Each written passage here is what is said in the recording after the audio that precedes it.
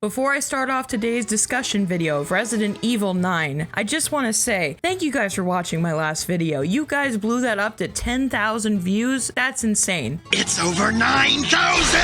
I wanted to let you know there's another video essay coming, so don't you worry. I'll give you a quick hint for what it's about. And not only that, I'm gonna show you a sneak peek.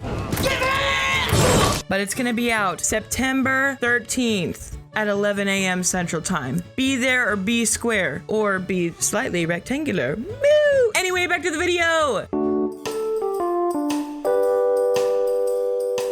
What's up, my dudes and dudettes? Today we are going to be talking about Resident Evil 9 Requiem, and we're going to be going over both reveal trailers, and we're going to be talking about some of the gameplay involved, and especially the interview that IGN did with the devs at Capcom. We're going to be discussing theories, we're going to be coming up with predictions. It's going to be a hell of a time, so stay tuned. First thing we're tackling is the first reveal trailer. This was the one that was dropped in June. I was hype as hell when this dropped. I've seen it before, but I want to see it again kind of with you guys. I'm going to only leave in the relevant parts because I'm sure you guys have viewed this trailer, but I'm going to kind of give my 2 cents as we go along.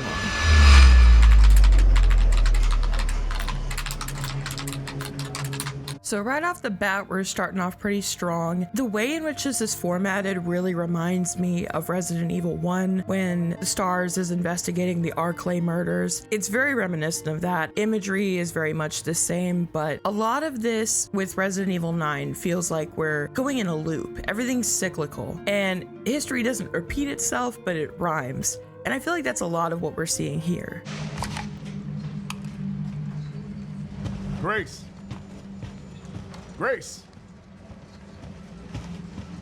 Ashcroft.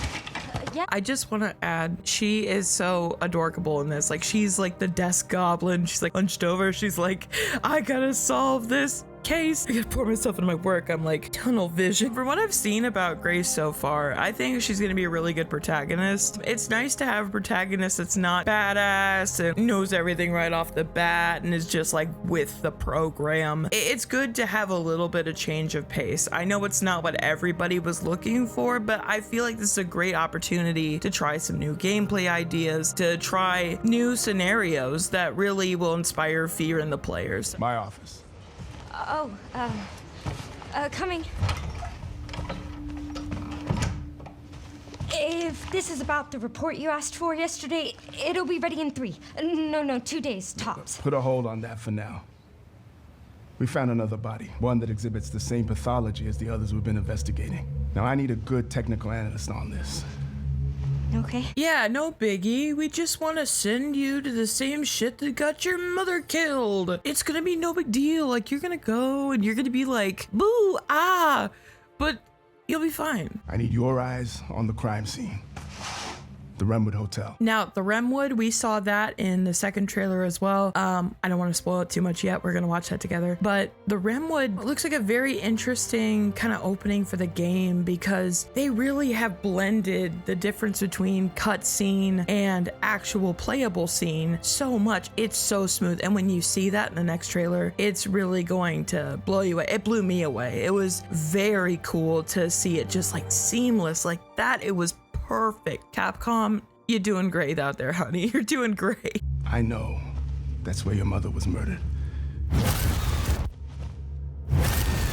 Alyssa died. I want to go back to this hooded man right here. A lot of people have their speculations. A lot of people have their theories. Some people want to say that maybe he's the same guy as the guy in the chair, which ostensibly would make the most sense. We're going to see more of him in a second, but there were some theories that this guy was Leon, and I don't know where that came from because why? It doesn't make any sense.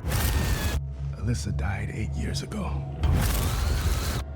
Perhaps it's time for you to face the past.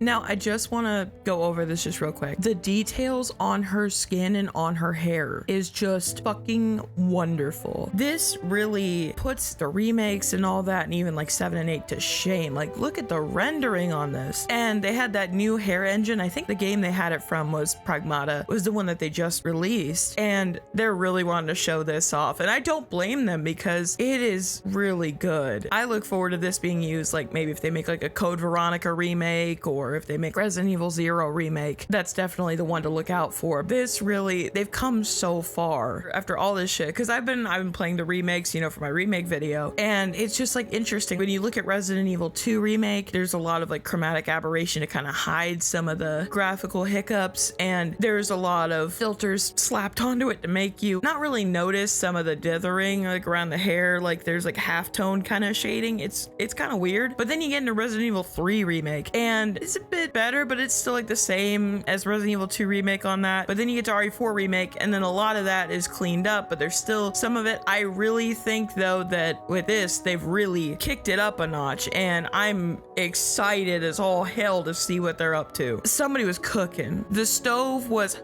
hot. Somebody was cooking, okay? Hey!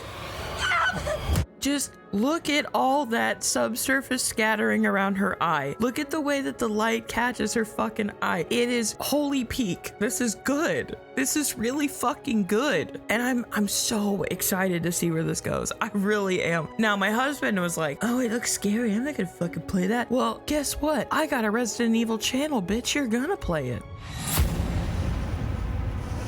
Stay close. Oh, this rendering is so cool. Oh my god. Okay, let's discuss the rain in this fucking scene. We had rain in Resident Evil 2, right? And when you're inside the halls of the RPD, it looks fantastic. But here, like, this is just something else. This looks good. This has some sauce to it. And like, okay, so we're looking at all this. There's like a barber shop in the back. It's kind of interesting though, because there's a lady like at the very edge where she has a raincoat that looks a lot like the one that Ada wore in RE2. Interesting. We're gonna put a pin in that. But then we see like other people like in suits here, and there's like a lot of garbage, a lot of clutter. Now this I would probably say would happen maybe close to the Renwood, because the Renwood is like, it's outside of Raccoon City, and this has been confirmed. But again, I don't think this would be Raccoon City for sure. I mean, that place is blown to shit. I know now that you're the one that I've been searching for.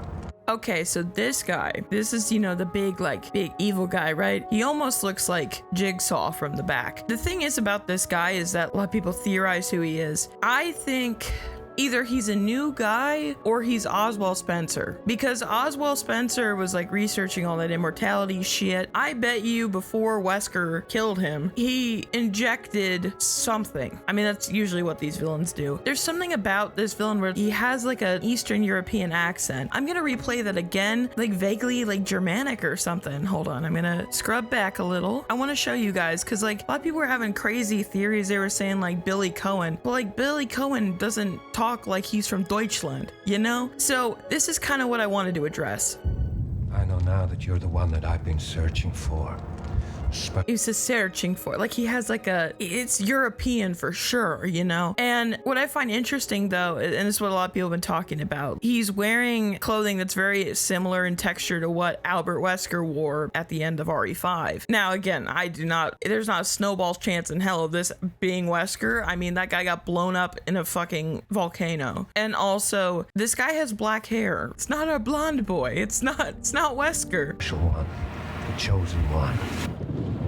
Miss Ashcroft. Oh shit, okay. This, like the way it's all framed and like the way the room is rendered, it's beautiful. The thing I will say though, so he talks about Ashcroft, you know, Grace Ashcroft being the chosen one. The thing is about Alyssa, you know, she was a survivor of Raccoon City and she received the daylight cure, the daylight vaccine. And of course, ostensibly when she would be born, you know, when Grace would be born, she would have some of those antibodies and stuff like that present in her blood. Because of, I mean, that's just kind of how that works. It's kind of like how in Resident Evil 6, how Jake Mueller has a lot of immunities and all that because he's Albert Wesker's son. It's kind of similar to that. But I think maybe if I had to guess, I think this guy's afflicted with something and he wants to use the daylight cure from Grace's blood to cure himself. But I think the other thing is that he tries to do this with Alyssa and it goes wrong. And I'm going to predict how that goes wrong and what exactly happens to our favorite mother, but we're going to talk about it.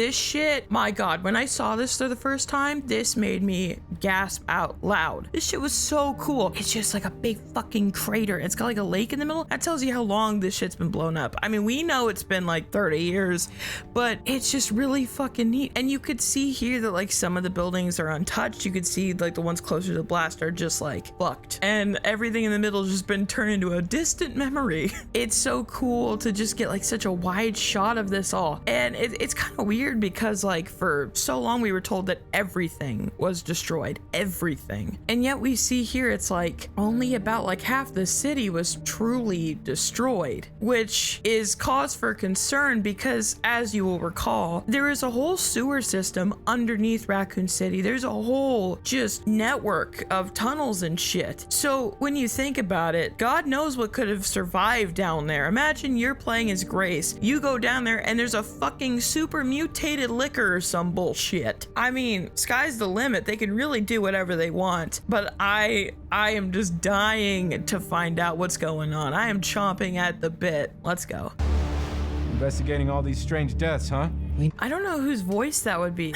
That might be like somebody that's like around the area. Man, it's hard to pinpoint because like I don't recognize that voice actor. So we're gonna keep going. Need to keep our voices down. Okay, so that's from the second trailer. That was revealed that that's Alyssa's voice. Alyssa, we gathered that she's voiced by Maggie Robertson, the voice of Lady Dimitrescu from Resident Evil 8. So we're gonna keep going. Have you seen the same shit I've seen? Okay, so this is more than likely Jeff Shine. For those of you who don't know, Jeff Shine voiced Carlos in Resident Evil 3 Remake, and he also voiced Chris Redfield in Resident Evil 8. The thing is, though, is that Capcom has already come out and said, hey, there's no Chris Redfield in this game. He's off somewhere else doing some other stuff. And I know that disappoints a lot of people. People love Chris Redfield. I think ultimately it might prove to be the right call because there are some other characters that are more up close and personal with Raccoon City in particular. With Chris, he didn't experience the outbreak of Raccoon City. He was off in Europe investigating Umbrella. So it wouldn't have as much emotional punch for him as, let's say, like Claire, Jill, or Leon. I'm open to see where this goes. This was peak fiction right here. I loved every bit of this reveal. My flabbers were gasted. I was on the floor, just giddy like a little child because what do you mean they brought back the RPD? You know, I would have thought nothing would have stood of that building, but I'm glad to see it again. It's like an old friend, you know, and especially out of all the Resident Evil settings, I loved the RPD the most. It is such a wonderful setting and it's so fun. Please know that you are my hope. So we know that line is Alyssa. We see that in the second trailer, and when I go through the second trailer, it's gonna pop right out at you. Everyone's... Yes, this made me lose my mind. And my husband was super hyped for it too, because Resident Evil 2 was the first game we ever played together as a couple. And so it just has like that bit of nostalgia and also just like it's all coming together. It's all full circle. And everything is just laid out like how it was in Resident Evil 2 Remake. And it's just like you feel so many feelings when you look at this. It's such a powerful thing. It's such powerful imagery. It's like this place that you're familiar with and it's all torn down and just decrepit looking. Oh man, I can't wait to see this like in game though. I'm sure that's going to be gnarly. Gone. Oh wow, okay. The statue, just rip lion statue, rip bozo, you done son, bye-bye. It's just so surreal to see this in 2025. But like, I gotta imagine, there's no way that they're gonna have this and not have at least like Leon, Claire, or Jill make an appearance. Cause that would be such a missed opportunity, you know? So they said there was gonna be a playable second character. I'm thinking it's gonna be Leon. Because when it comes to Jill and Claire, they don't harp on Raccoon City the way that they do with Leon. I mean, he brings it up in Infinite Darkness where it bothers him. He brings it up in Resident Evil 4 Remake where it bothers him. Like, there's just time after time after time where he is the one to bring it up because it troubles him deeply. With Claire and Jill, you really don't get that as much. In fact, with Jill, you see she's more troubled by what happened at the Spencer Mansion. And with Claire, she's more troubled by what happened in Code Veronica. Because to Claire, it's like, oh, well, you know, I'm looking after Sherry scary and blah, blah, blah. But like Leon, it's like, fuck, I had to put down Marvin, and then fucking Ada pulled all that shit, and then she fell through my hands, and I couldn't do anything, and I felt helpless, and then I had to get chased by this big fucker. Like,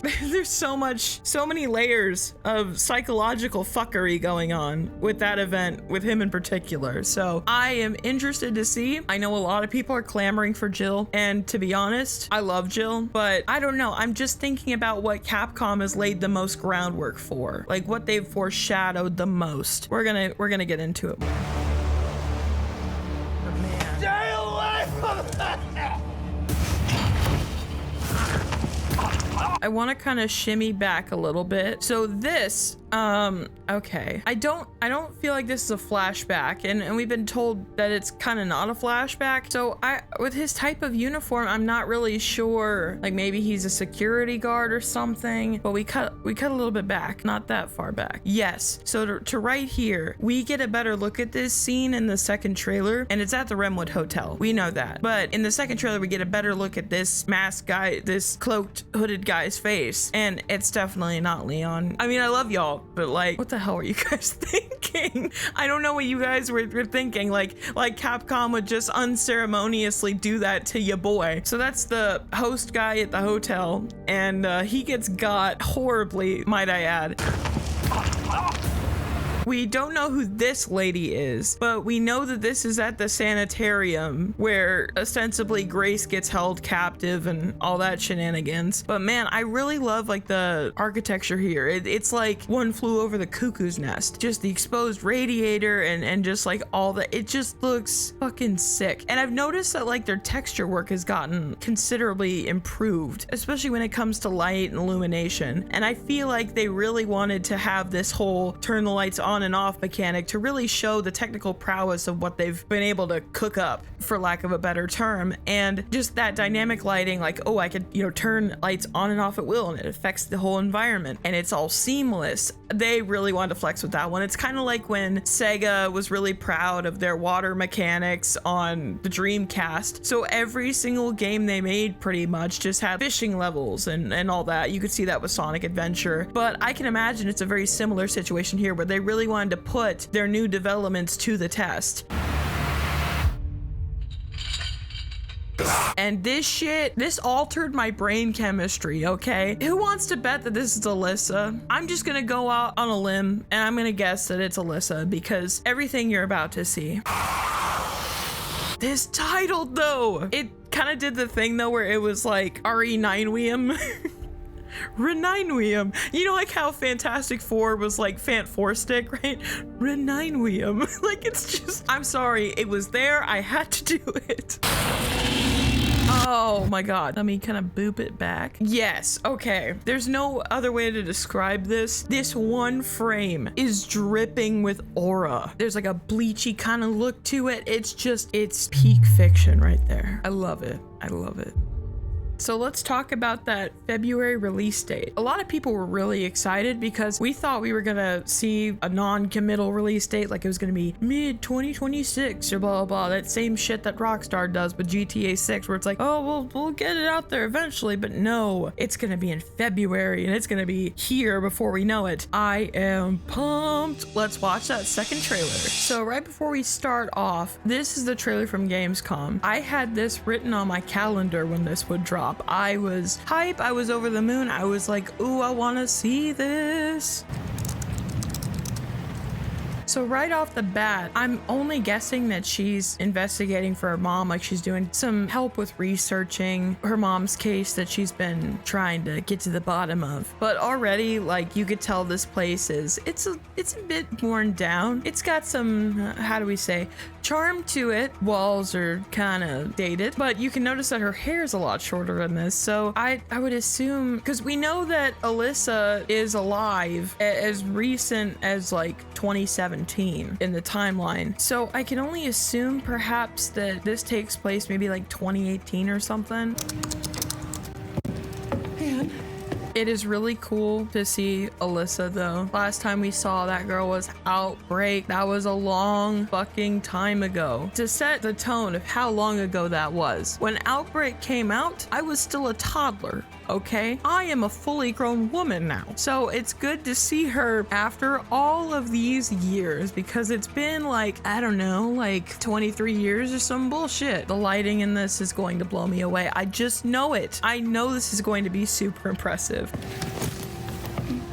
You have been on that thing all day. Well, if you're gonna work so late. This almost made me cry. Whenever me and my mom, whenever we show affection, like we always I'll hold her hand or something like that. And so this got me in the feels in particular. But man, this game, I know it's going to wreck me emotionally. Get some sleep, eh? I'm almost done. Just So they're doing kind of that trope where it's like she's pulling away a little bit while her mother's alive, and then she's really going to be eaten up by guilt by the fact of, oh man, when my mom was, alive, I should have held her closer and I should have valued her more. Rest assured, they're probably going to do that trope. It's really coming down hard. Mom, phone. Mom. It's right beside you.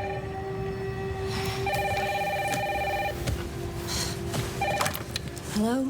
Miss Ashcroft? Yes. And here's where shit goes wrong. Don't you know, Grace, that when you get a weird person asking for your name over the phone, you shouldn't really say yes. You should respond with, who are you? You don't confirm your identity over the phone immediately to someone you do not know. But this is just good safety tips in general. So if I saved your life, you're welcome. Thank me, of course. But this is advice from a former security guard, okay? I know some safety risks, and that is definitely one of them, and you'll see this really just hits the fan, so to say.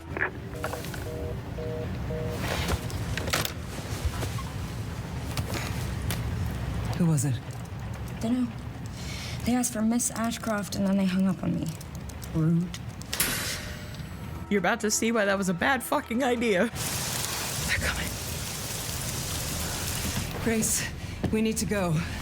A lot of people are asking the question, who is they? And I would like to say, hey, say it grammatically correct. Who are? So the they that she is referring to, it's most likely probably the government, because Alyssa's a journalist. There's a ton of stuff that she's uncovered about different organizations over the years, particularly with her investigative work that she's done against Umbrella for sure, and other organizations. You've seen she ran articles kind of related to the Dolby incident in Resident Evil 7. There's a lot of different people who could place a target on her head, and my personal pet theory, either it's a holdout from the connections or it's the government. But knowing how the government is the villain in real life, my money's on the government, although the connections wouldn't shock me either. So I heard some people saying, well, Lucas Baker might still be alive. I hope not, please. I don't want that to be the case. I want things to come full circle. I don't need Resident Evil 7 rearing its domineering head in here, okay? That game deserves its flowers, but let's keep a separation of church and state, please. Where?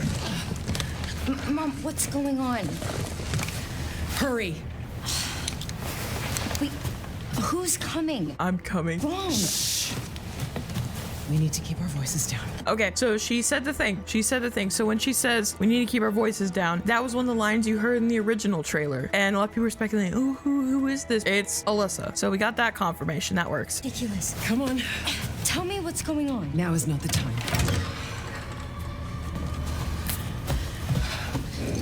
Now watch this transition in the gameplay. It's so fucking smooth. Okay, this transition, bueno, perfect. So this first prompt says follow mom. If Alyssa is in fact the big hag creature that has been chasing around Grace, we can surmise that perhaps the final prompt might be to take mom's life, or to K-word mom. I can't really say it in this video, but if that's true, oof, that is going to be some big Bambi type energy, like where it's just gonna tug at the heartstrings and you're gonna have to stare at a wall for a while, but of course we know that Alyssa is very familiar with whatever this threat is, because she came packing with the heat. She came in with the heater, and she knows that whoever's out there, they did not come to say hi, how are you? Stay close.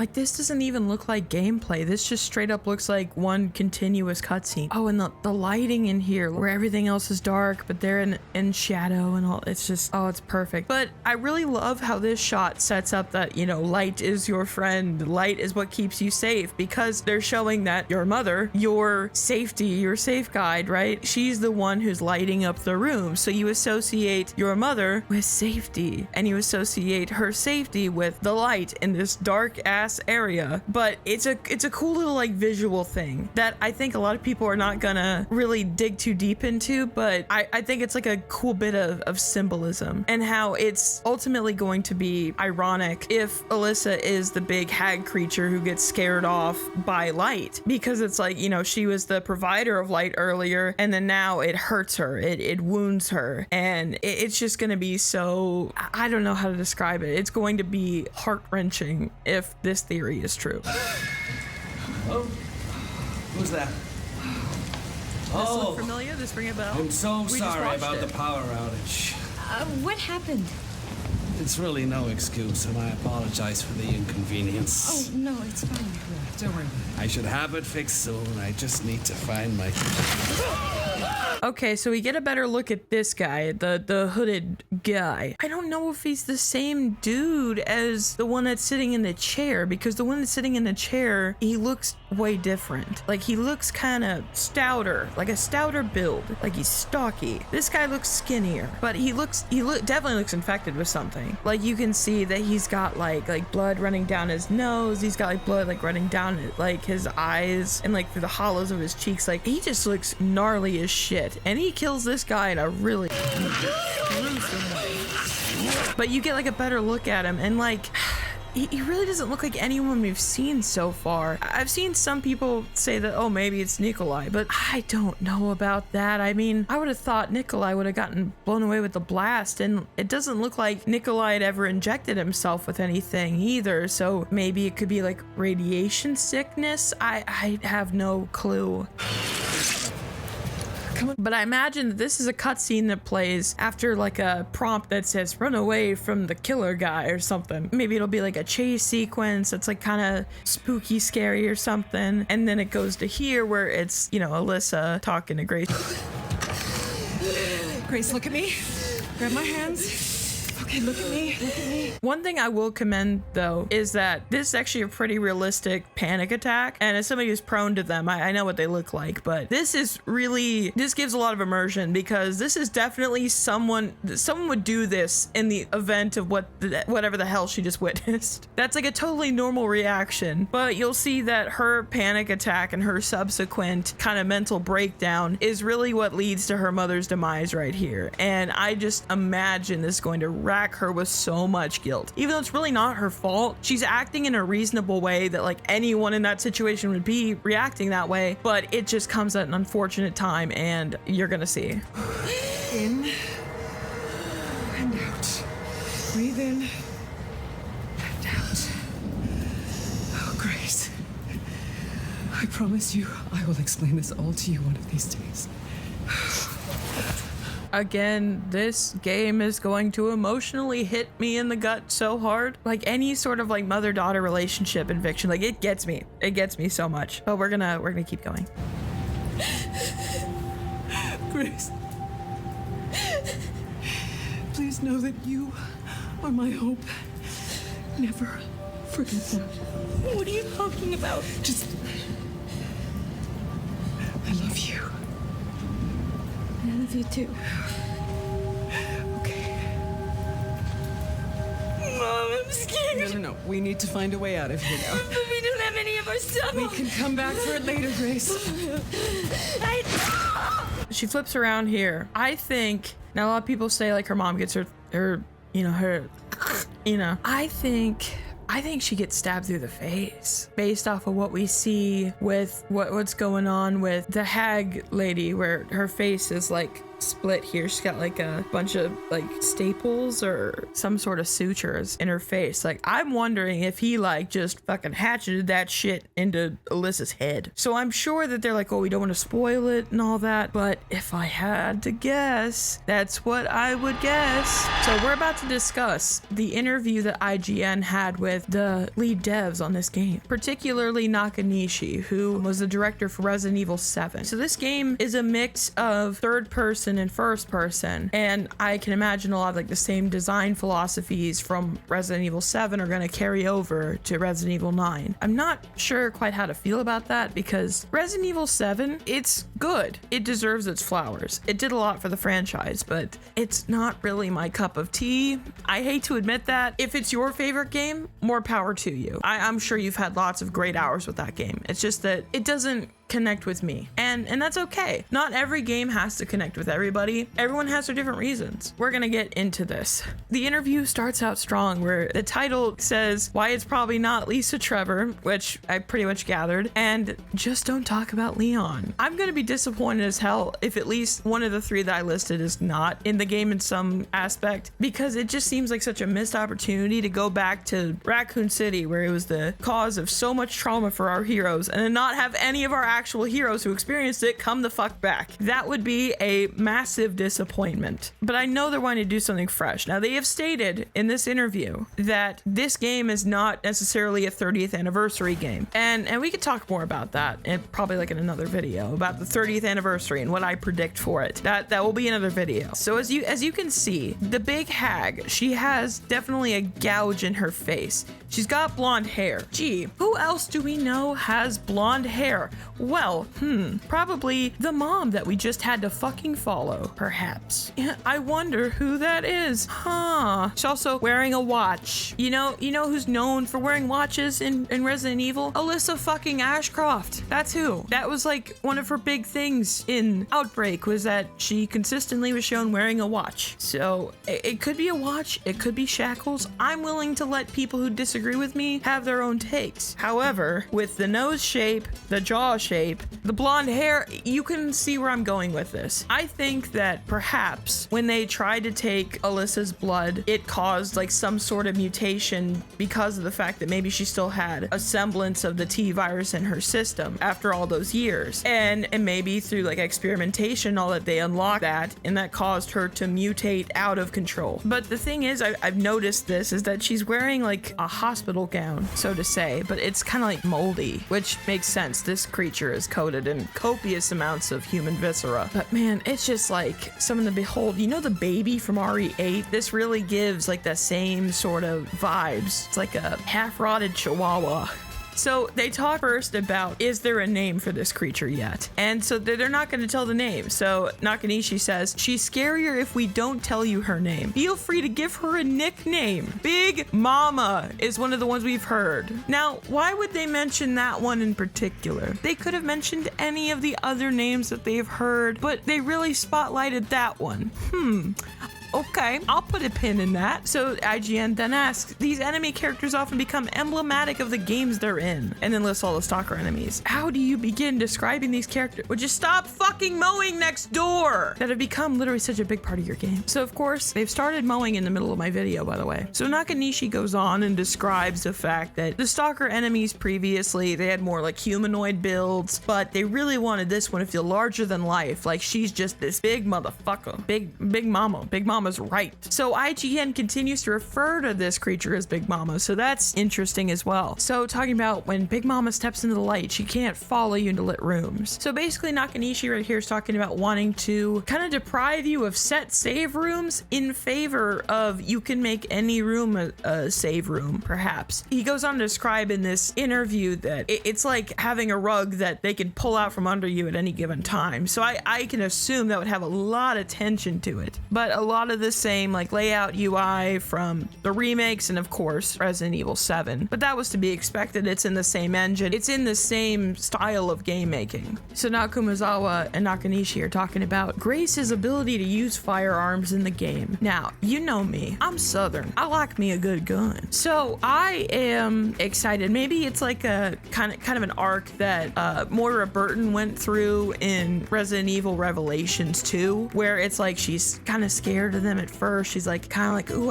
I don't know how to use this, and then like she gets more comfortable as the game progresses. Okay, so this is the meat and potatoes right here. This is what I wanted to get to. So IGN asks, there are some interesting theories about the monster online. I've seen discussion about Big Mama being Alyssa, literally Grace's mother turned into a monster. There's also chatter that the monster's screams sound the same as Lisa Trevor. Are you aware of some of these fan theories, and is there anything you would like to point players towards? And then basically they go on to say that it's not Lisa Trevor. I'm sorry, all of you Trevor truthers, I'm sorry for you guys, but they literally say that it's reused audio. And I think that's so if the monster vaguely sounds like Maggie Robertson, they don't want to spoil that. And they're wanting to keep that like kind of under wraps. So they're just using like stock sounds that they already have as a way to kind of avoid that spoiler a bit. I don't care how immortal Lisa is, she blew up in the mansion. There should be nothing left of her unless she can do like the Deadpool and Wolverine thing where she can regrow from one blood cell. But that would be just insane. We've never seen that kind of healing among any of these monsters, so that would definitely be interesting. I'm willing to eat crow if wrong. I'm willing to say, hey, Resi fandom, you were correct. I can eat shit and die on that, but I'm going to put it out there. I think it's Alyssa. Number one, for maximum emotional impact, and number two, because they're really dropping a lot of hints that way. I was watching Sphere Hunter's video reviewing a lot of the gameplay that was initially demoed and shown off. And one thing that she said was that the death animation looks like Saturn eating his own son, that famous painting. And when that was said, that hit me like a pallet of bricks, because I was like, holy shit, they're doing it. They're doing the mom reveal for sure. And there might be that sense of, it's such a visceral imagery that they chose for that. And it's evocative. It's meant to remind you of other things. So I think right there, that's when the dots started to click kind of in my brain. Like everything was just like spinning and it was just coming together. And I was like, oh, fuck. That's gonna be her mama. That's gonna be her mama, and that is going to wreck her shit. Bam.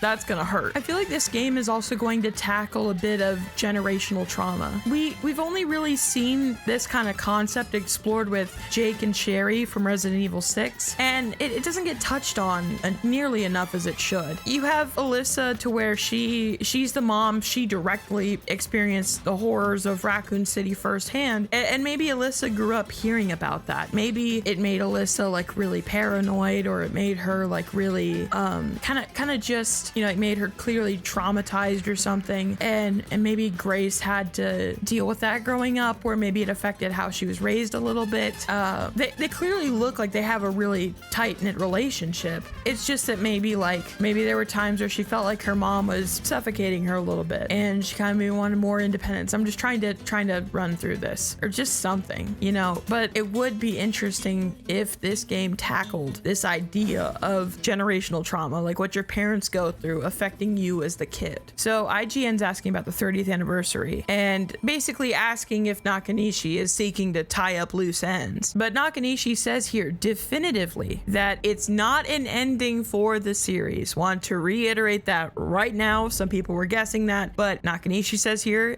plain as day. And while it's not an ending for the series, it moves the general storyline of the universe forward. So it's not the end. Now, I don't know what loose ends it seeks to tie up. I'm sure there's gonna be a couple that are gonna be tied up. There are some plot threads that are like, okay, we're done with this now. It's out of the way, boom, not touching it anymore. Off limits now. But I'm not sure which plot threads that's going to happen to. And it really sky's the limit. They could put anything to bed that they want. It's just going to be interesting to see, like, okay, we're taking this puzzle piece out of commission. We're taking this off the chessboard. So this is kind of where things get a bit interesting. There's some point in this interview, I might have scrolled through it in the past, but there's some of it where it talks about the inclusion of Chris Redfield, possible inclusion. And they're quick to shut that shit down real fucking quick because Chris is not out of commission in this universe. However, he is just not in the events of this game. And some people, like I said earlier, some people might be disappointed about that, but frankly, I kind of view it as like a clean slate because we had Chris in the last two mainline titles, you know? I feel like maybe giving that guy a rest would be possibly a smart idea. Now, if they bring Leon back where Leon does that Leon Ex Machina thing where he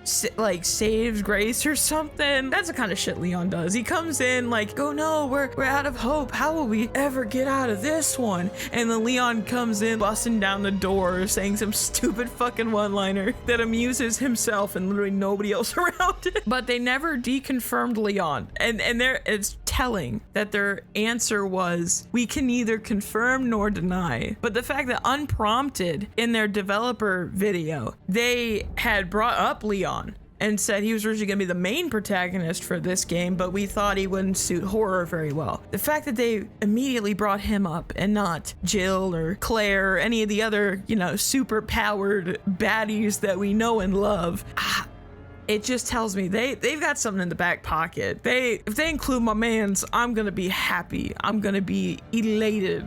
Please do not kill him off in this game. Please, I will be fucking devastated. But I don't think they would because Leon's their golden boy, you know, like that's the boy right there. They love him, you know, more than any other franchise or intellectual property they have. Devil May Cry, that shit is dusted, and I'm sad because I love Devil May Cry. If they were to make a Devil May Cry 6, it would be so fucking unlikely because I think it ended off okay. I'm sure people wanted better resolution than that, but Resident Evil, it gets top billing, it gets top priority with Capcom. I was really happy to discuss everything with you guys, and as always, thank you guys for watching. If you like this video, make sure to leave a like, comment, and subscribe, and I will see you next time. Bye!